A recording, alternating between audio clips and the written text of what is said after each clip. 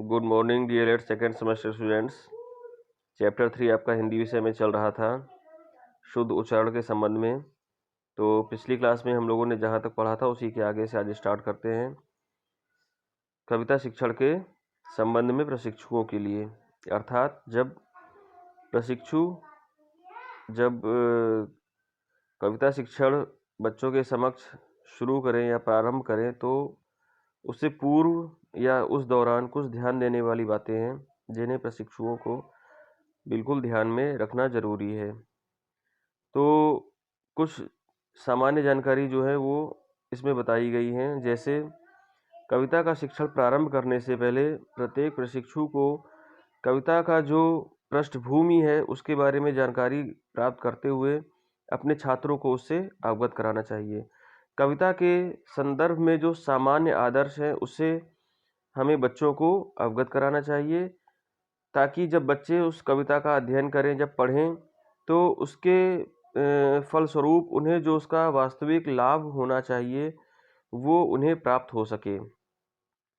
इस प्रकार से यहाँ जैसे दिया गया है कि तुलसी, सूर, मीरा आदि के ये जो पद हैं ये क्लास 3rd या 4th के आसपास प्राथमिक स्तर के जो बच्चे हैं, इस स्तर के बच्चों में इसके अर्थ बच्चों को समझ में आने लगते हैं। तो इस प्रकार से इनकी कविताएं जो है वो बच्चों के समक्ष प्रस्तुत की जानी चाहिए। इसके अलावा जैसे ये कुछ कवि हैं, ये अपना कविता के अंत में अपना नाम लिख देते हैं, तो उसको भी उस तरह से बच्चों के सामने स्पष्ट करते हुए उसकी व्याख्या करनी चाहिए, उसे बच्चों को समझाना चाहिए। अब हम देखते हैं कविता शिक्षण के प्राथमिक स्तर पर कौन कौन से उद्देश्य हैं। सबसे पहले शब्दों को स्पष्ट एवं मानक उच्चारण, यानी कि जो कविता में शब्द जो प्रयोग में लाए जा रहे हैं उसका सही एवं स्पष्ट उच्चारण करना बच्चों को सिखाया जाए। भावानुकूल वाचन, जो भाव के अनुसार जो वाचन होना चाहिए वो बच्चों को सिखाना चाहिए, बच्चों के समक्ष उसको उसी रूप में प्रस्तुत करना चाहिए। गति एवं प्रवाह के साथ वाचन की योग्यता, बच्चों में गति एवं प्रवाह के साथ वाचन की योग्यता विकसित करनी चाहिए। जब कविता का वाचन करें तो उसमें उचित गति और प्रवाह होना आवश्यक है, इस बात की जानकारी बच्चों को प्रदान करनी चाहिए। छोटे बच्चों के लिए लिखे गए गीतों को स्वयं पढ़ने तथा उन्हें कंठस्थ कराना, जो छोटे बच्चों के लिए गीत लिखे गए हैं उन्हें बच्चों को स्वयं पढ़ने के लिए प्रेरित करना चाहिए एवं उन्हें याद करने के लिए प्रेरित करना चाहिए, उन्हें कंठस्थ कराना चाहिए। अन्य बच्चों के समक्ष सुनाने की योग्यता विकसित करना, बच्चे जो हैं वो कविता को दूसरे बच्चों के सामने सुनाने के लिए योग्य हो सके, सुनाने हेतु सक्षम हो सके, इस प्रकार की उनके अंदर योग्यता विकसित की जानी चाहिए। कविता को व्यक्तिगत तथा समूह के साथ हाव भाव, आरोह अवरोह के साथ सुनाने की योग्यता विकसित करना, बच्चे कविता को व्यक्तिगत रूप में या समूह के साथ भी हाव भाव, आरोह अवरोह के साथ सुनाने में सक्षम हो सके, इस प्रकार की योग्यता बच्चों में विकसित की जानी चाहिए। कविता को नाटकीयता के साथ सुनाने की दक्षता, यानी कि जब बच्चे कविता को प्रस्तुत करें तो उसमें नाटकीयता भी, अगर वो अपनी कविता प्रस्तुत करते समय उसमें नाटकीयता या अभिनय वहाँ पर ला सके तो ये भी बहुत श्रेयस्कर कार्य होगा। इस प्रकार की दक्षता बच्चों में विकसित करना चाहिए। कुछ उदाहरण के स्वरूप दिए हुए हैं, जैसे अंगद रावण संवाद, परशुराम लक्ष्मण संवाद, सूरज और हवा, इस तरह की कुछ कविताएं हैं। इन कविताओं को बच्चों के समक्ष प्रस्तुत करके और उसके बारे में उनको ज्ञान प्रदान करना चाहिए और उसे उसी अंदाज में बच्चों के सामने प्रस्तुत करना चाहिए जिस अंदाज में इसके वास्तव में भाव निकल करके आते हैं।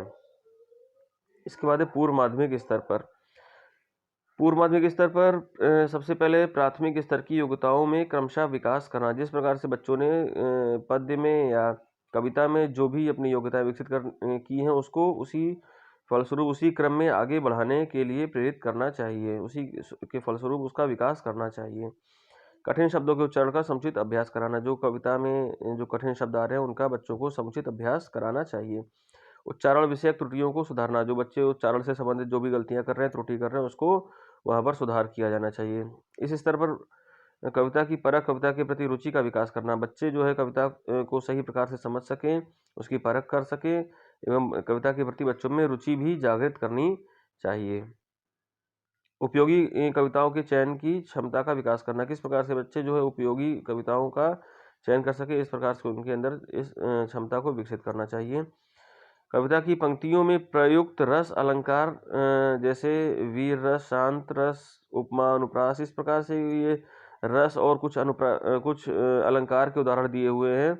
कविता प्रस्तुत करते समय बच्चों को कविता में कौन कौन से रस यूज हो रहे हैं उसके बारे में उनको ज्ञान प्रदान कराना चाहिए, और कौन कौन से अलंकार वहाँ पर यूज हो रहे हैं उसके बारे में भी बच्चों को जानकारी देते रहना चाहिए। इसके बाद है कौन कौन सी विधियों को हम कविता प्रस्तुत करते समय बच्चों के समक्ष प्रस्तुत कर सकते हैं। सबसे पहले है जैसे गीत प्रणाली। तो गीत प्रणाली के माध्यम से बच्चों के समक्ष कविता को प्रस्तुत किया जा सकता है गीत के माध्यम से। इसमें प्रायः छोटी कक्षाओं को लेने के लिए कहा जाता है, जैसे क्लास फर्स्ट से क्लास थर्ड तक के बच्चों के समक्ष गीत प्रणाली के माध्यम से कविता को प्रस्तुत किया जाना चाहिए। अभिनय या नाट्य प्रणाली। अभिनय एवं नाट्य प्रणाली के माध्यम से अभिनय करते हुए या नाट्य प्रणाली के माध्यम से बच्चों के समक्ष कविता प्रस्तुत करने से उसका प्रभाव बच्चों के मस्तिष्क पर ज़्यादा गहरा होता है। अर्थबोध प्रणाली। बच्चों के समक्ष कविता को प्रस्तुत करते समय उसका अर्थ शिक्षक द्वारा बताया जाते रहना चाहिए। मतलब जो भी लाइन आ रही है उसका अर्थ स्पष्ट करते हुए कविता को प्रस्तुत करना चाहिए।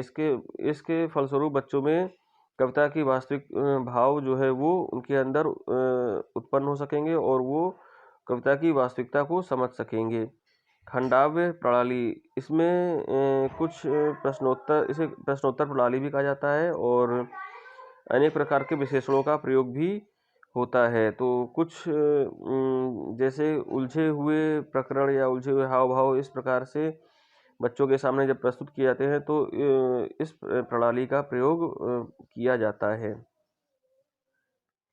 व्याख्या प्रणाली। कविता को स्पष्ट करते हुए उसकी व्याख्या बराबर करते हुए ये व्याख्या प्रणाली के अंतर्गत आता है। व्यास प्रणाली। ये ऊंची कक्षाओं के लिए उपयोगी है। जब बच्चे गद्य व पद्य के अंशों का शुद्ध उच्चारण, लय एवं उतार चढ़ाव के साथ पढ़ने बोलने में दक्ष हो गया हो तो उसे इसके लिए कुछ प्रैक्टिस कराई जानी चाहिए। कुछ उदाहरण के लिए कुछ शब्द ऐसे कठिन लिखाए जाने चाहिए ताकि ये समझ में आ सके कि बच्चे की क्षमता किस हद तक डेवलप हुई है। जैसे कुछ उदाहरण के स्वरूप दिए हुए हैं। कुछ शब्द वो बच्चों से लिखाए जाने चाहिए, जैसे प्रातःकाल, विद्वान, द्वार, ब्रह्मा, ब्राह्मण, निश्चित, आश्चर्य, प्रसिद्ध, बुद्धिमान, हिम्मत, सम्मान, इस प्रकार के कुछ शब्दों को बच्चों से लिखवा करके देखना चाहिए कि वो लिखने में अब कठिन शब्दों को लिखने में वो एक्सपर्ट हो गए हैं कि नहीं हो गए हैं। अगर वो त्रुटि करते तो उसका सुधार किया जाना चाहिए। इसके बाद है गतिविधि। तो इसमें बच्चों को कुछ गद्य के खंड दे करके और उनसे उसको लिखने के लिए बोलना चाहिए और उनसे कहा जाना चाहिए कि बच्चे जब उस खंड काव्य को लिखें तो उसमें उचित विराम चिन्हों का प्रयोग करते हुए उसे लिखें, ताकि इस प्रकार से शिक्षा की समझ सकता है कि बच्चों को विराम चिन्हों का सही ज्ञान है या नहीं। अगर वो सही विराम चिन्हों का प्रयोग कर रहे हैं तो यानी कि उसका सही उच्चारण करने में भी वो सक्षम हो रहे हैं। अगर वो गलती कर रहे हैं तो वहाँ पर उसे सुधार किए जाने की आवश्यकता है। इस प्रकार से पद्य के जो अंश है उनका सही उच्चारण बच्चों को बराबर कराया जाते रहना चाहिए शिक्षा के माध्यम से। और इसके बाद है आगे आपका कविता शिक्षण के समय ध्यान देने वाली कुछ बातें। किन किन बातों का ध्यान रखना चाहिए कविता के शिक्षण करते समय से एक शिक्षक को। तो सबसे पहले है वातावरण सृजन। छात्रों का ध्यान आकर्षण हेतु समान भाव की कविता का वाचन, बच्चों से कविता सुनना। इस प्रकार से जो कविता के लिए उचित वातावरण का सृजन किया जाए, बच्चों का ध्यान या बच्चों का आकर्षण कविता के प्रति बढ़ाया जाए, बच्चों से कविता सुनी जाए, इस प्रकार की गतिविधियां जो है वो कविता शिक्षण के समय एक शिक्षक को करना चाहिए।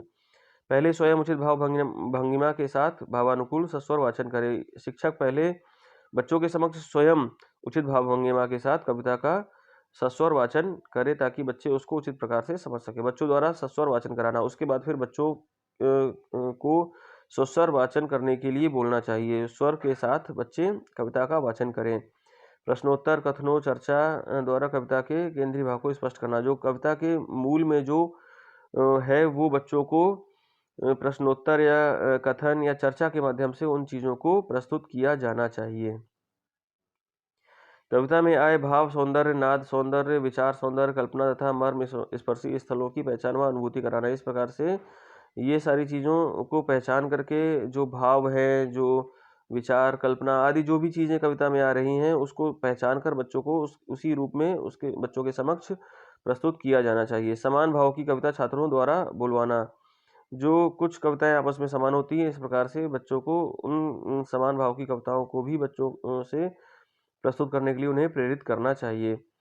कविता की एक पंक्ति देकर उसे पूरी कराना चाहिए। कोई कविता की एक पंक्ति या उसे कहें कि कविता अधूरा छोड़ करके बच्चों के सामने उसे प्रस्तुत करना चाहिए और उन्हें कहना चाहिए कि अब आप इस कविता को पूरा करें। तो उसमें जब बच्चे उसको पूरा करते हैं तो कहीं ना कहीं वो अपनी भावाभिव्यक्ति करने में सक्षम हो सकेंगे। कुछ शब्द दे करके बच्चों को कविता लिखने के लिए प्रेरित किया जा सकता है और कविता के संदर्भ में बच्चों से गतिविधियां भी ये कराना चाहिए। तो इस प्रकार से ये जो है आपका थर्ड चैप्टर आपका यहाँ कंप्लीट हो रहा है और हम नेक्स्ट क्लास में चैप्टर 4 के साथ मिलते हैं। धन्यवाद।